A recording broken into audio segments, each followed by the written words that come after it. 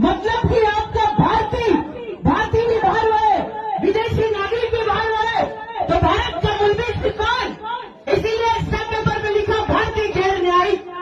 तो भारतीय भाषा आया 7 बार नो निशान 14 भाषा वाला, वो भी इस देश का वो बेरर है, आरबीआई परिवार है, दलाल है, ब्रिटिश नागरिक है।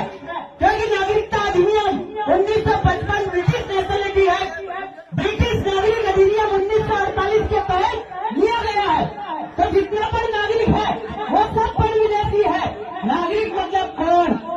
नागरिक मतलब जो नंगा पुंगा बाहर से आया, हवाई मार्ग, पैदल मार्ग, थल मार्ग से और भारत देश में आया, उसको आपका नागरिक कहा जाता है। और आपका आदिवासीपन नागरिक नहीं, आदिवासीपन डेमोक्रेटिक नहीं, आदिवासीपन लोकतांत्रिक नहीं, आदिवासी रिप्यूब्लिक गारंटेड नहीं, आदिवासी नागरिक नहीं। जो हवा मार्ग, पैदल मार्ग, वायु मार्ग से आए हुए लोग ही नागरिक है। आदिवासी यहाँ का मूल बीज है, मूल वतनी है, मूल नेटिव है, मूल नाना है। क्योंकि गांधी जी का जो केस चला था आपका 1962 के आसपास, तो उसमें सिविल सिटी जज में ये पिटीशन उन्होंने दाखिल किया था गांधी जी और नवजीवन ट्रस्ट ने।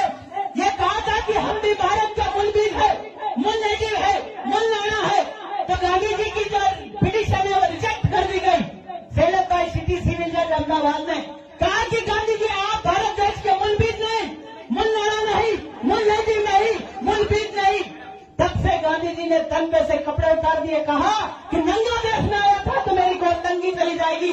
तब से उनका रोड पे फोटो हो गया कि जितना भी जो कर्जा है वो मेरे कौम के ऊपर 7 बार नो निशान 14 भाषा वालों के ऊपर, ऐसा वर्णन ये पैक्ट दिया।